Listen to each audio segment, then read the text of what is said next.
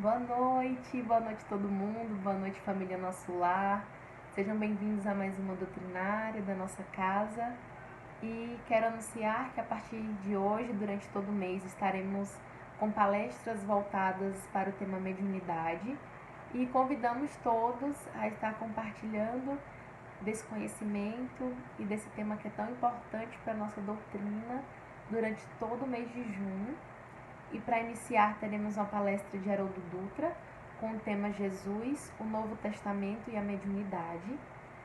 Iremos fazer uma prece musicada logo após a minha fala e logo após a prece entra a palestra de Haroldo Dutra. Espero que seja bem proveitosa e que a gente possa tirar vários ensinamentos nessa noite.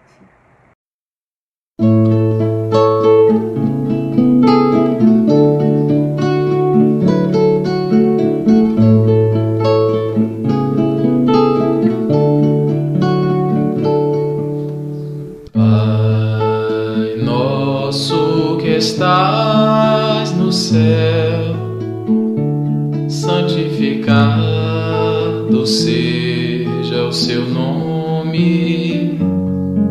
Venha a nós o teu reino e seja feita a sua vontade.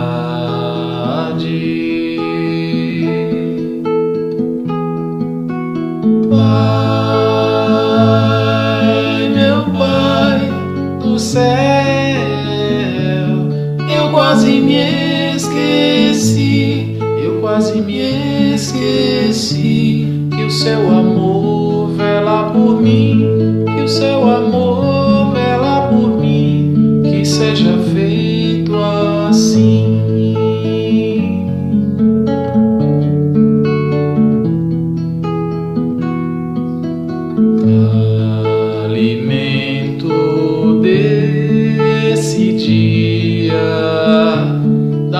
Agora e sempre, perdoa as nossas ofensas de um modo maior do que perdoamos.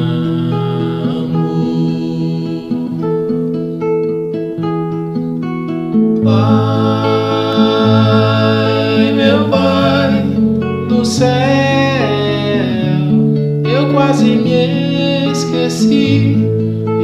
me esqueci que o seu amor vela por mim, que o seu amor vela por mim, que seja feito assim.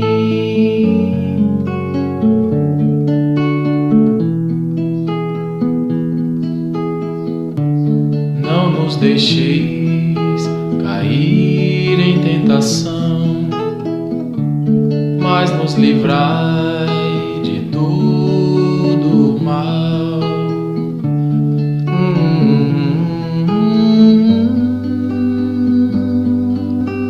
Amém.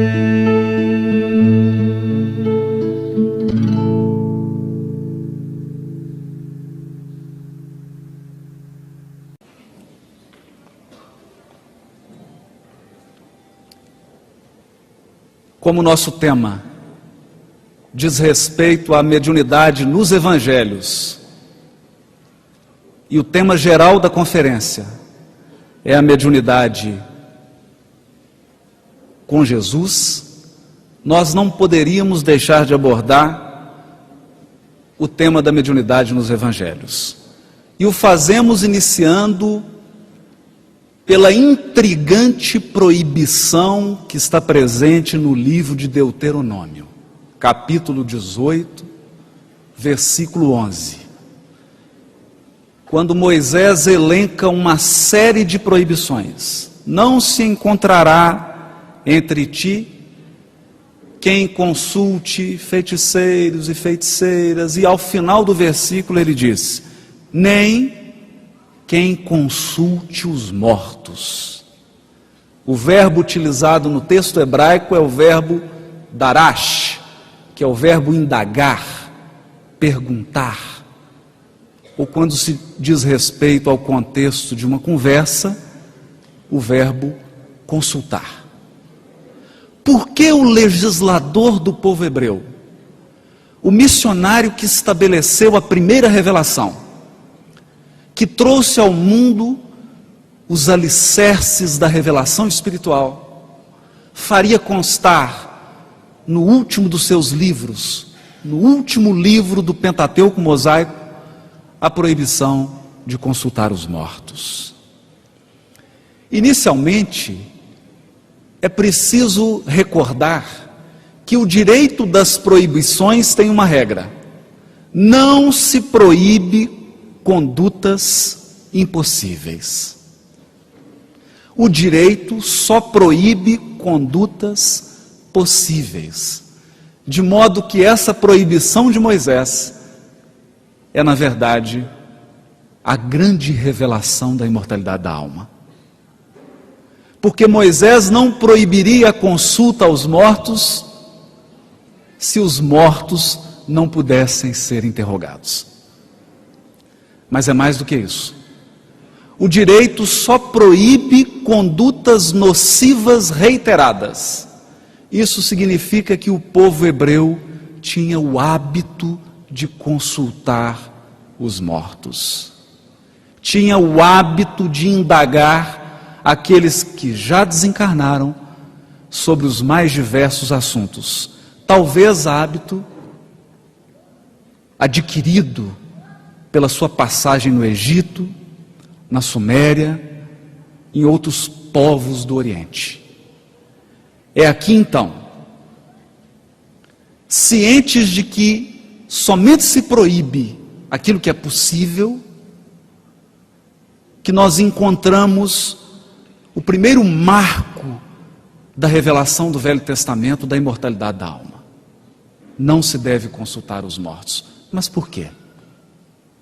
Por que Moisés proibiu? É preciso recordar que cada estágio da evolução humana exige um missionário, um tarefeiro com características próprias. Na época de Moisés, vamos encontrar a humanidade no estágio de infância espiritual, exigindo um legislador severo, disciplinador, duro, que oferecesse uma série de proibições. Assim como a usura da Idade Média pediu um Francisco de Assis, assim como o intelectualismo do século XIX pediu alguém do porte de Allan Kardec, aquele tempo de infância espiritual pediu alguém como Moisés. Esclarecendo o assunto na questão 274 do livro Consolador, perguntaram a Emmanuel qual a intenção de Moisés no Deuteronômio, recomendando que ninguém interrogasse os mortos para saber a verdade. E Emmanuel responde: antes de tudo, faz-se preciso considerar que a afirmativa tem sido objeto injusto de largas discussões por parte dos adversários da nova revelação. E acrescenta: as expressões sectárias, todavia, devem considerar que a época de Moisés não comportava as indagações do invisível, porquanto o comércio com os desencarnados se faria com um material humano excessivamente grosseiro e inferior. Comércio? Como assim? Por que o benfeitor Emmanuel está utilizando a expressão comércio com os desencarnados? E nós vamos encontrar a resposta em outra obra. No livro Mediunidade e Sintonia, psicografado quase 30 anos depois que o livro Consolador, onde Emmanuel adverte: não nos esqueçamos, porém, de que o movimento é de intercâmbio. Se o homem recebe o concurso dos espíritos benfeitores, é natural que os espíritos benfeitores algo esperem igualmente do homem. Nada existe sem permuta e sem resultado. Revelando que Emmanuel utilizava a expressão comércio no sentido de intercâmbio espiritual. Troca. Toda vez que o encarnado entra em contato com o mundo espiritual, há um fenômeno de intercâmbio, de troca, em que nós encarnados apresentamos as nossas expectativas, mas o mundo espiritual também apresenta as suas. Se nós esperamos algo, os espíritos amigos também esperam algo de nós. E naquela época recuada, mais de 3.000 anos atrás, quando a humanidade ainda se encontrava numa fase infantil, seria perigoso permitir esse intercâmbio, porque os homens ainda padeciam de uma infantilidade espiritual. Procuravam os espíritos para indagarem sobre questões corriqueiras, profundamente ligadas à matéria, não estavam ainda sensibilizados para as profundas questões espirituais. Jesus não havia chegado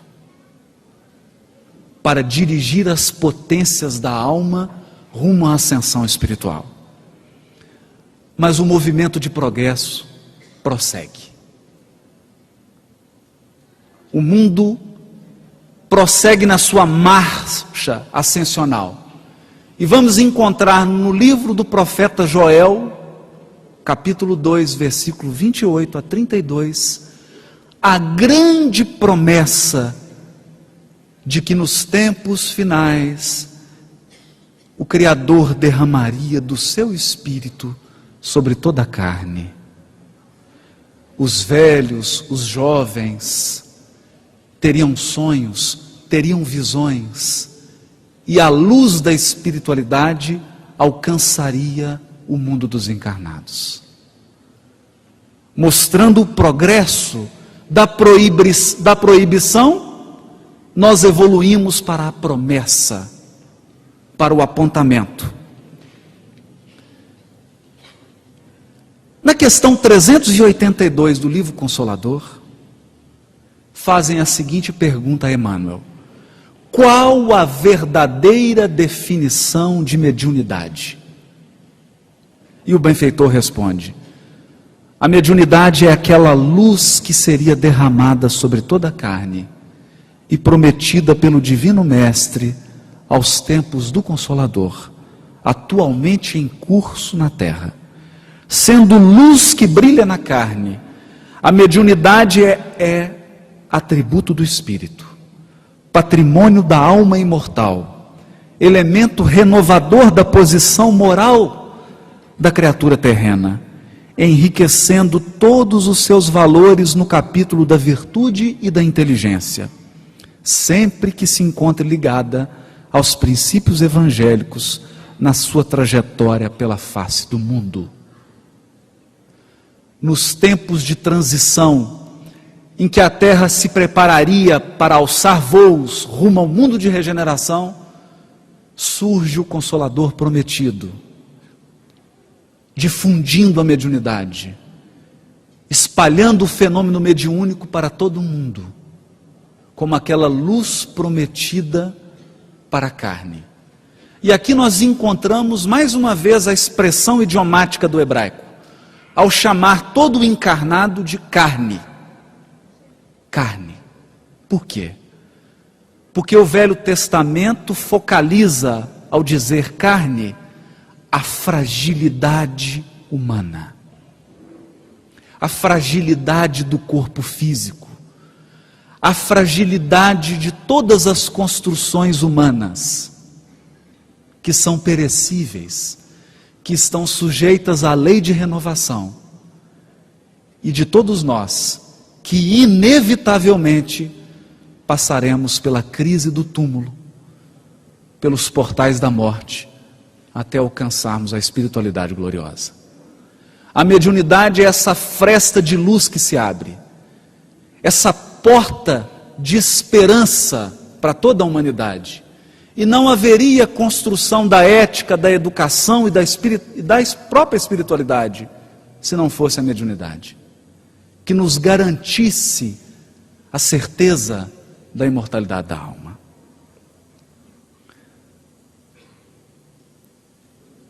Mas, após os tempos de Moisés, o próprio Cristo, em pessoa, vem ao mundo. E o Evangelho é uma riqueza de manifestação espiritual. O Evangelho é espiritualidade pura, é espírito puro, é a palavra eterna da lei divina, falando ao coração dos seres humanos. Mas como Jesus lida com o fenômeno mediúnico?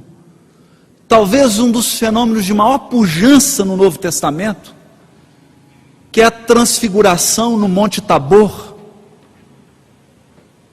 Quando Jesus sobe com os 3 discípulos, Divaldo comentou isso ontem, Jesus se transfigura e aparece no Monte Tabor a figura de Moisés e Elias. Mas o que faz Jesus? Logo após o fenômeno, enquanto desciam do monte, Jesus lhes ordenou, dizendo: não contem a ninguém essa visão, até que o Filho do Homem se levante dos mortos. Isso está em Mateus capítulo 17, versículo 9. Mas nós vamos encontrar a mesma proibição em Marcos capítulo 9, versículo 9. Enquanto desciam do monte, ordenou-lhes que não relatassem a ninguém o que tinham visto, a não ser quando o Filho do Homem tivesse se levantado dentre os mortos. Por que mais uma proibição? Moisés já havia proibido de forma categórica o intercâmbio espiritual. Aqui no Evangelho começa o processo de abertura. Diante de um fenômeno espetacular de transfiguração do próprio Cristo, de aparição de Moisés e de Elias, os 2 grandes profetas da primeira revelação, Jesus pede discrição, pede prudência, deixando uma lição imortal para todos nós, de que mediunidade é algo sério, que exige seriedade, exige discrição e exige prudência de todos nós.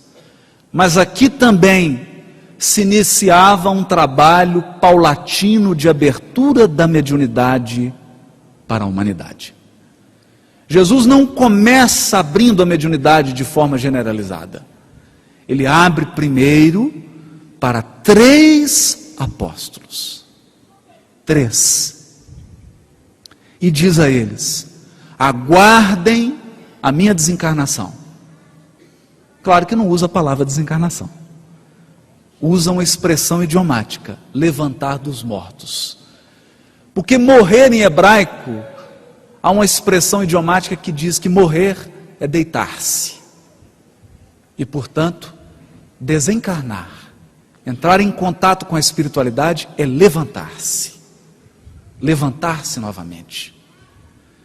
Aqui ele pede que todos aguardem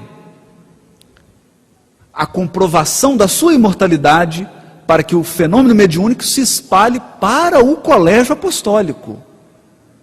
Para o colégio apostólico. Inicia com 3.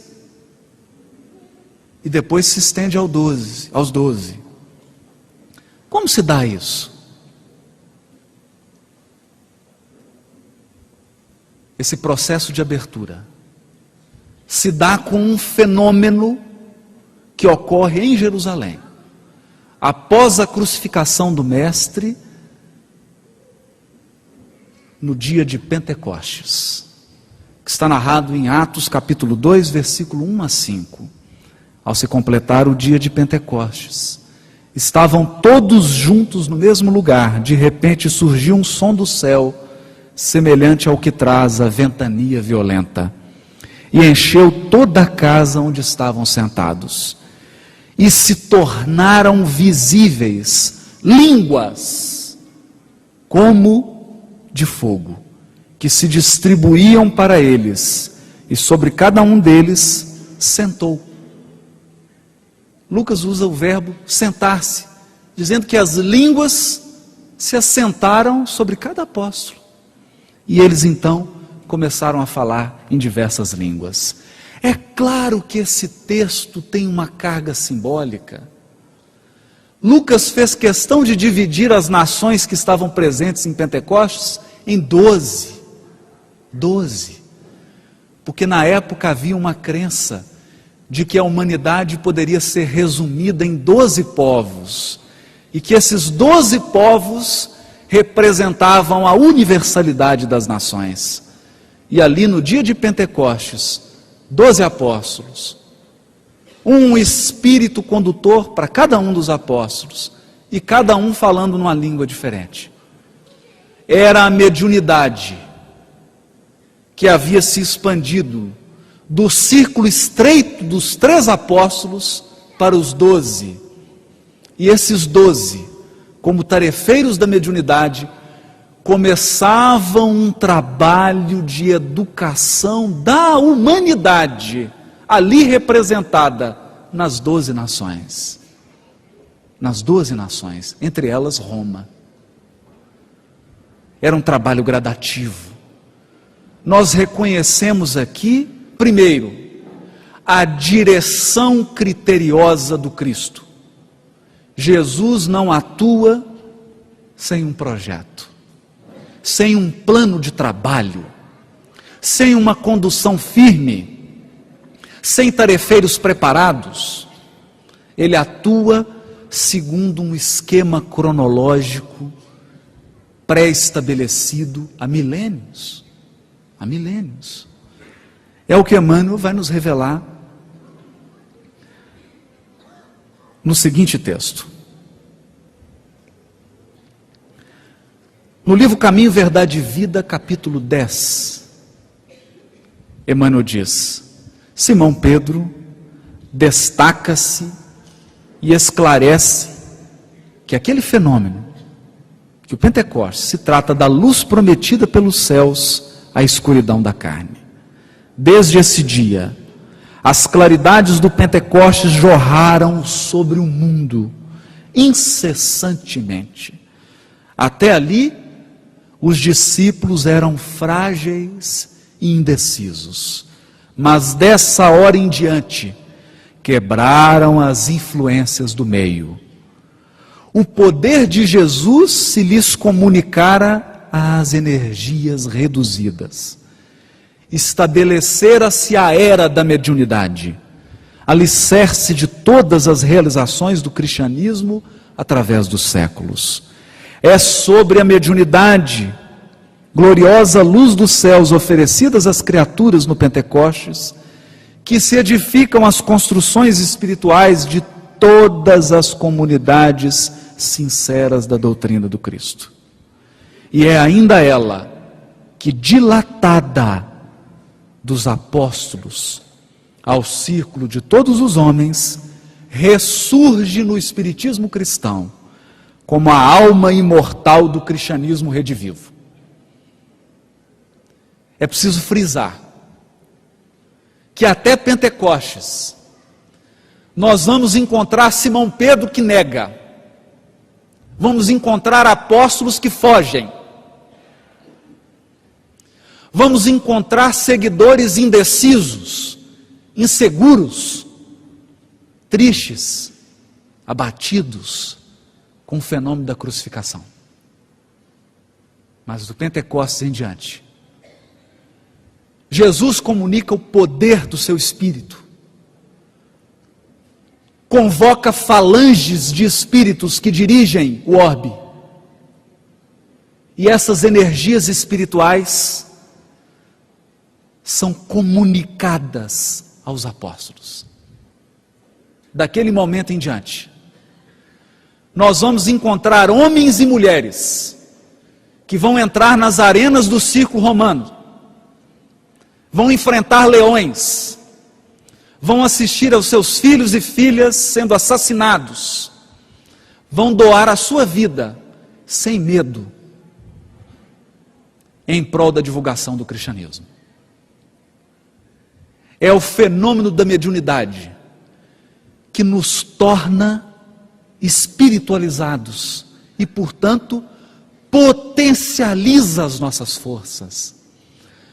nos torna capazes de enfrentar todas as dificuldades, porque todos nós aqui sabemos que a imortalidade da alma é a nossa dádiva divina.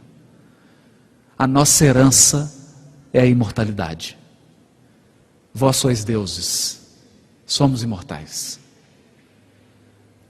A partir da comunicação do mundo espiritual superior com o colégio dos apóstolos, o cristianismo se desenvolve no mundo.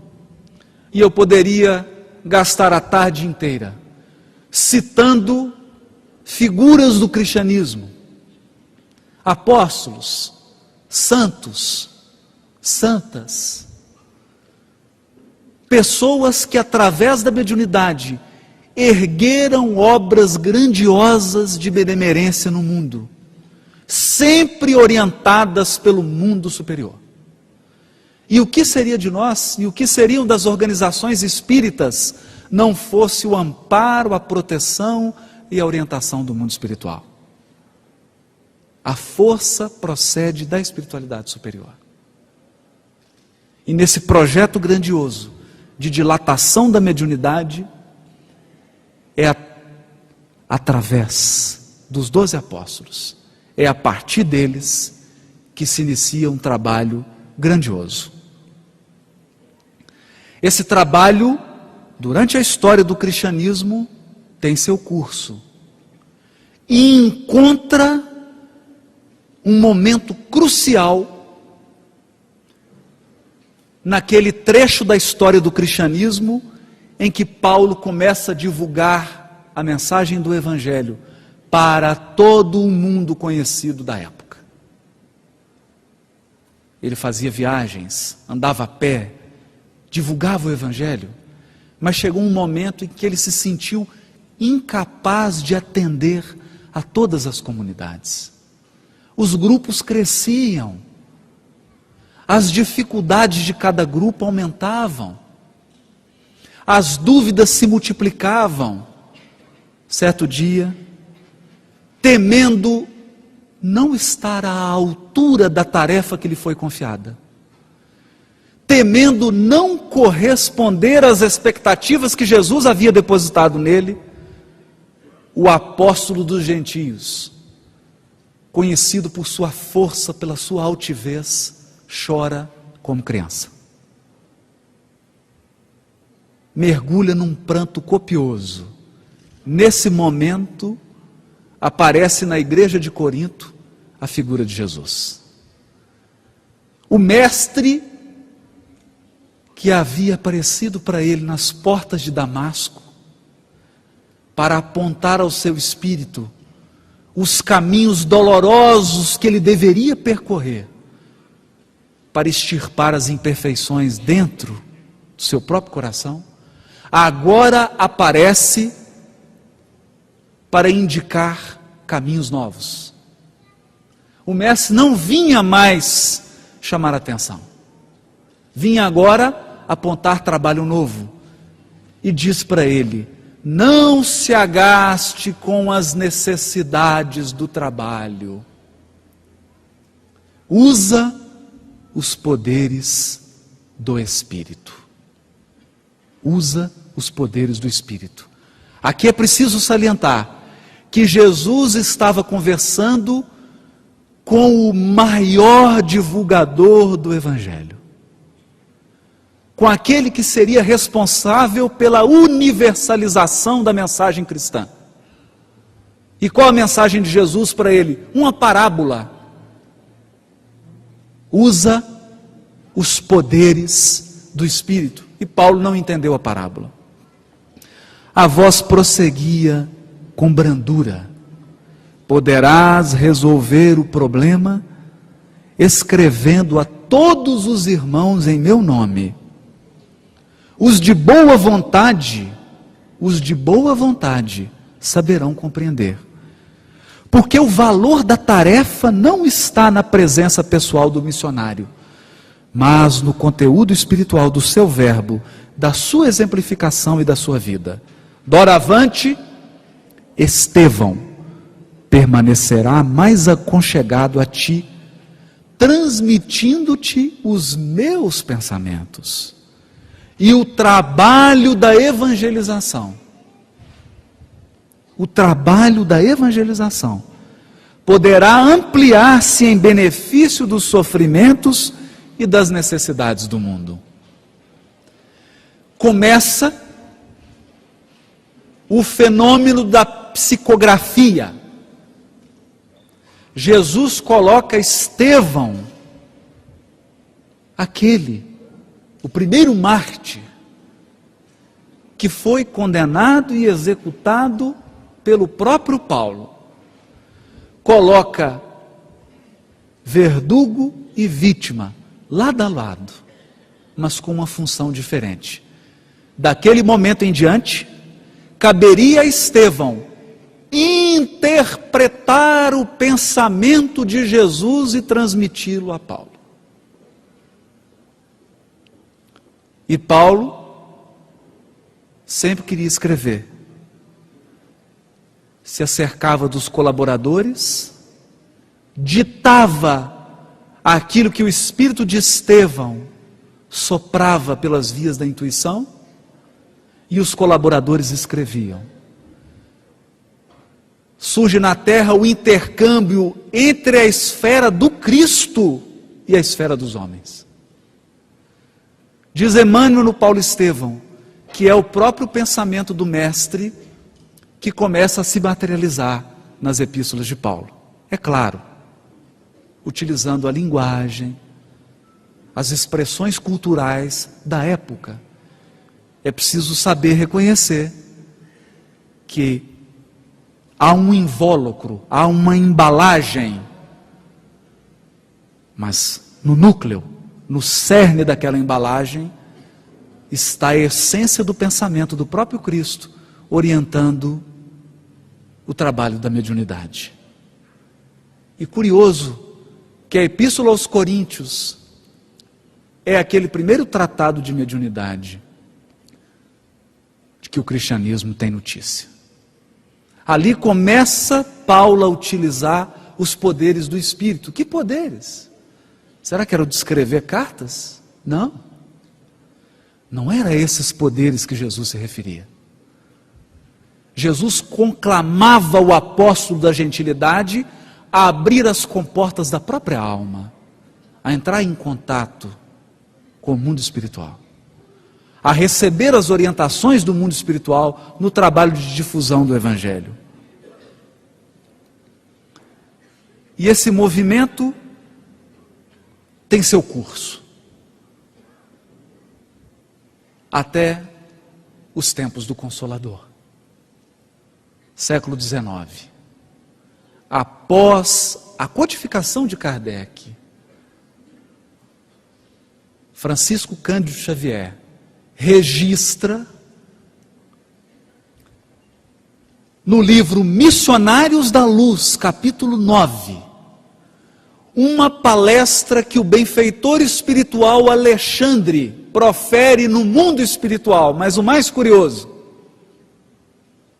durante o sono físico,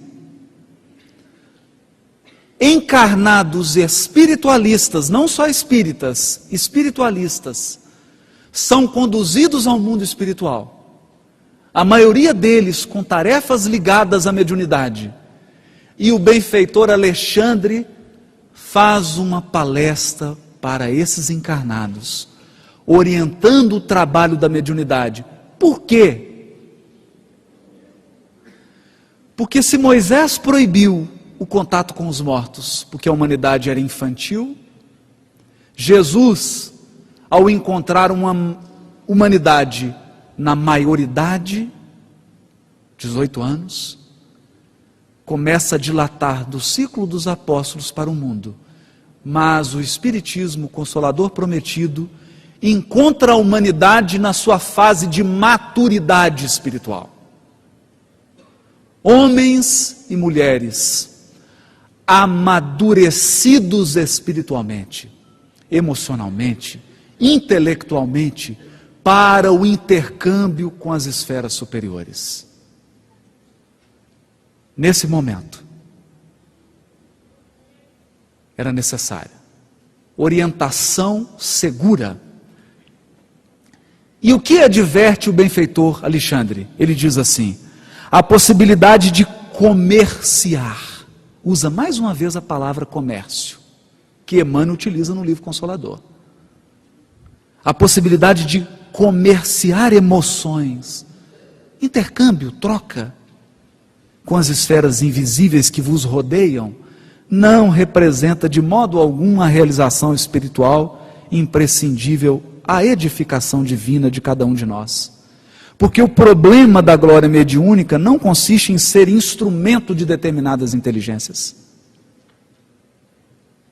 Ser instrumento de determinadas inteligências. Mas em ser instrumento fiel da divindade, de Deus, para que a alma encarnada efetue semelhante conquista, é indispensável desenvolva os seus próprios princípios divinos. O que o benfeitor está dizendo? Algo que Emmanuel iria advertir no prefácio do livro Nos Domínios da Mediunidade. Cada mente, cada um de nós é instrumento das forças com as quais sintoniza. O criminoso é instrumento das forças criminosas do mundo espiritual. Assim como o caridoso é instrumento da bondade espiritual. Se nós buscamos os amigos espirituais querendo orientação, eles também nos buscam à procura de mãos, à procura de instrumentos para concretizar na terra os propósitos do Cristo. É o intercâmbio.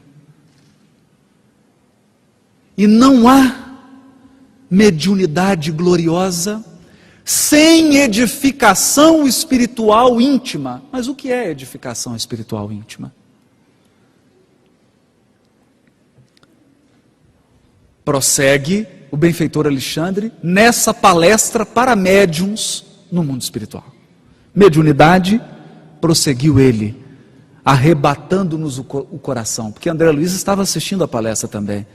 Constitui meio de comunicação, meio. E o próprio Jesus nos afirma: eu sou a porta.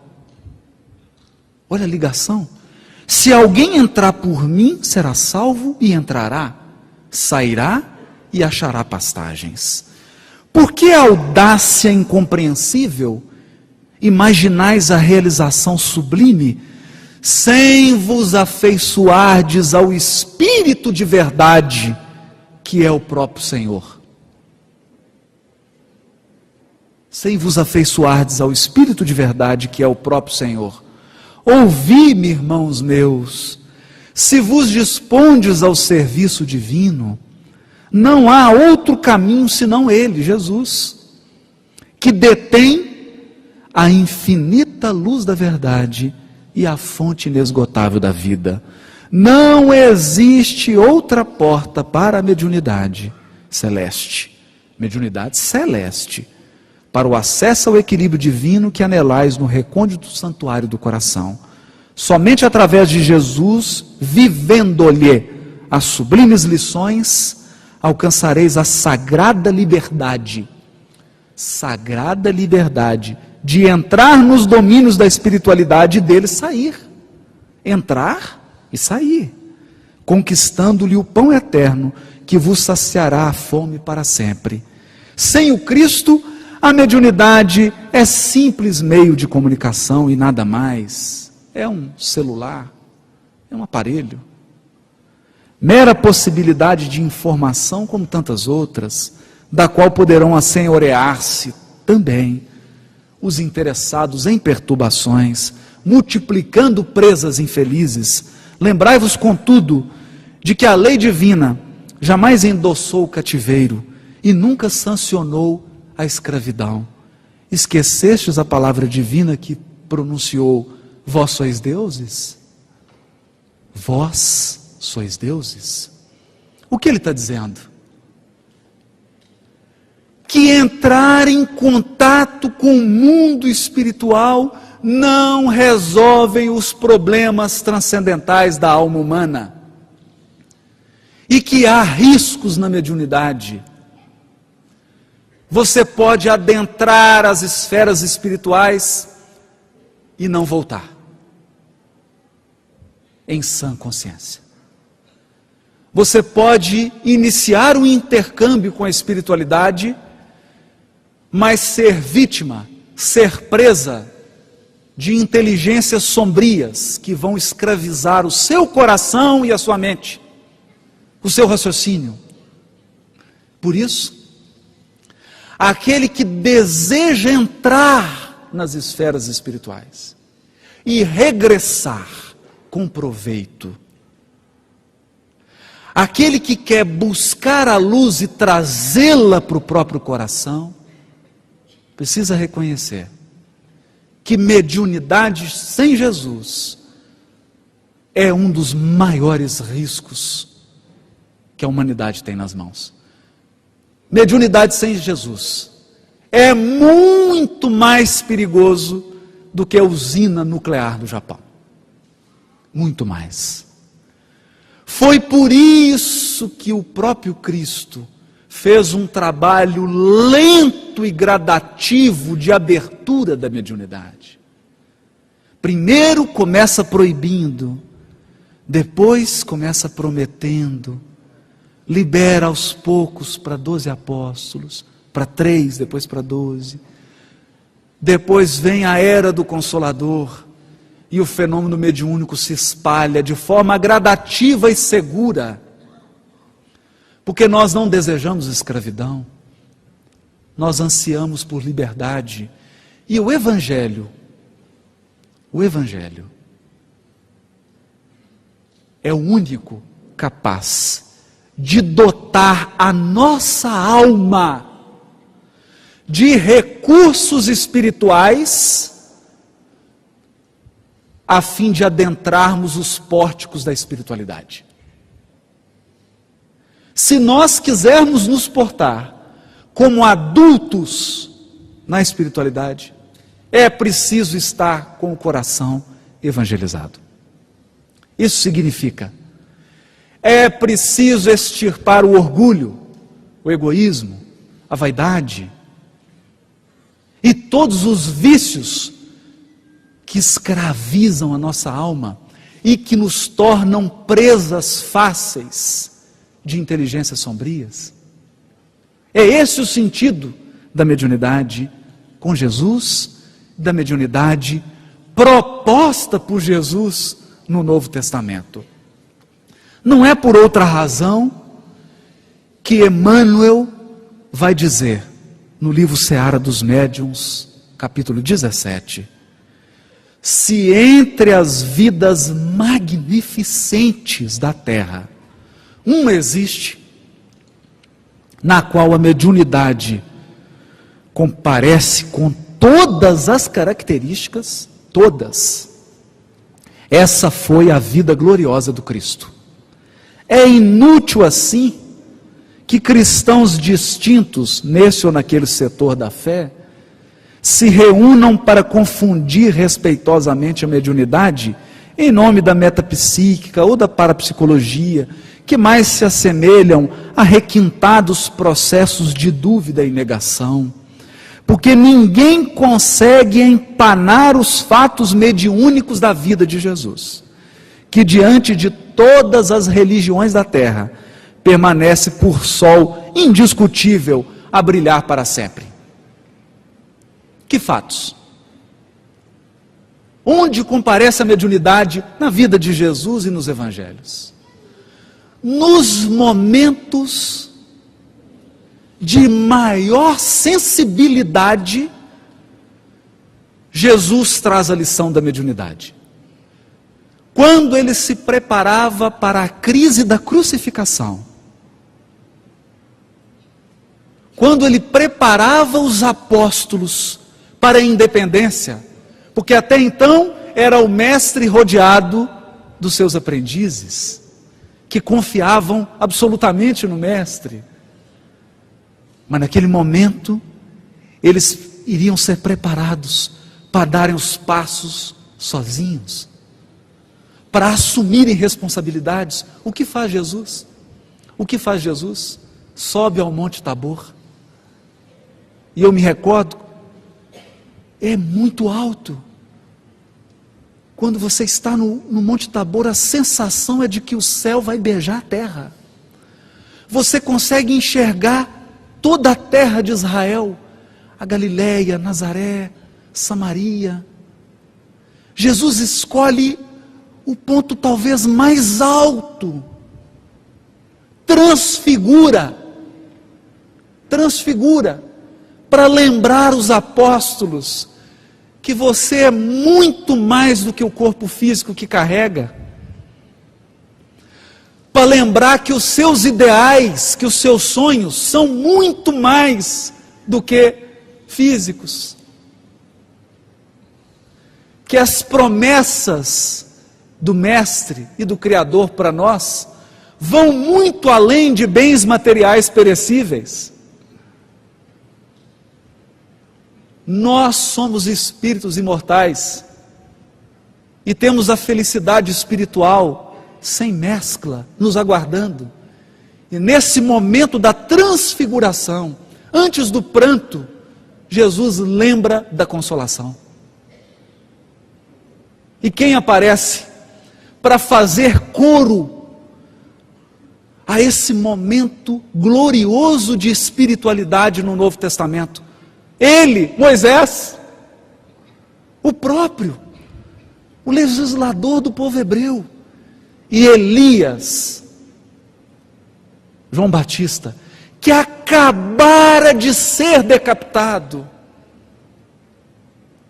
o precursor do cristianismo, que acabara de ser assassinado, comparece naquele banquete divino, para dizer aos companheiros, aos apóstolos, que nenhum de nós está abandonado,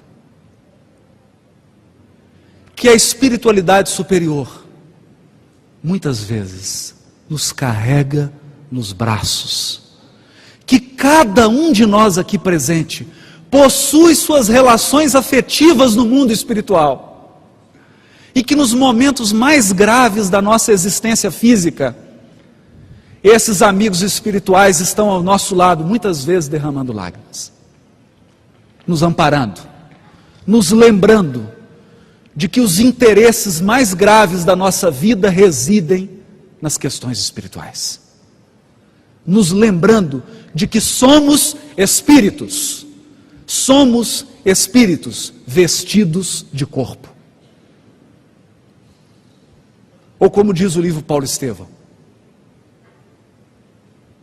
aquele senhor disse para Gamaliel: somos deuses, mas sinto que somos um raio de luz projetado sobre um monte de pó, que é a realidade física, que são as limitações da carne. Por isso que espírito é luz, carne é pó. E nesse momento da transfiguração, vem dar as mãos ao Cristo, vem estender os braços a Jesus, Moisés e Elias, o precursor, João Batista, em espírito.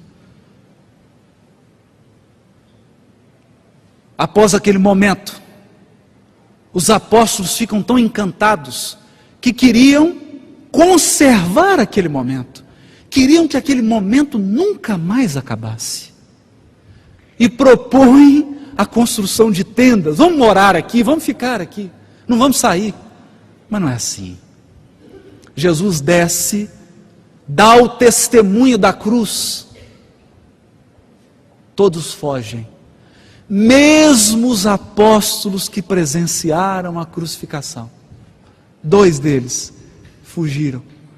Pedro negou, e João fica diante da cruz, ao lado de Maria, perplexo. Qual o futuro do Evangelho se o Mestre está sendo crucificado.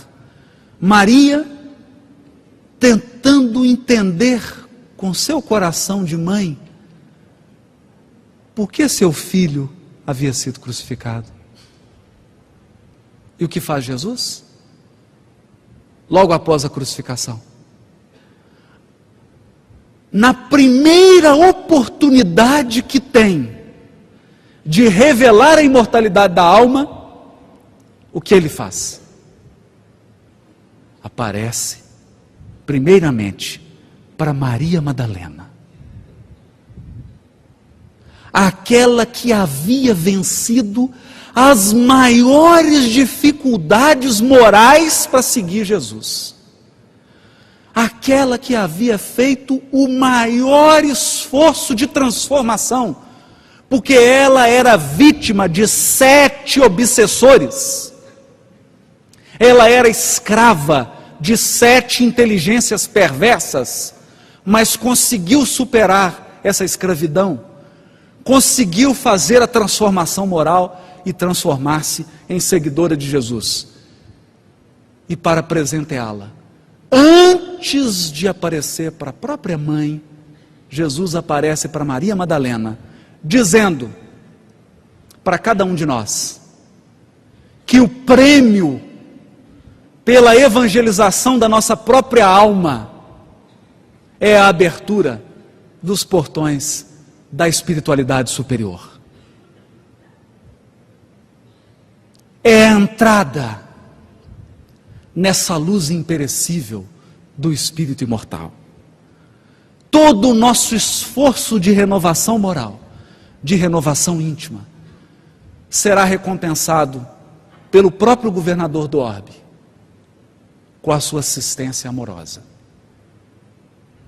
E é o que eu gostaria de destacar nessa tarde, que a mediunidade no Evangelho, nos Evangelhos, no Novo Testamento e no próprio cristianismo, é a verdadeira mediunidade que nos torna livres, que nos conscientiza da nossa imortalidade, dos nossos potenciais espirituais e que nos coloca em contato com o Pai das luzes, com o Criador eterno, que tem as mãos cheias de dádivas para o nosso coração. Muito obrigado. Boa tarde para todos.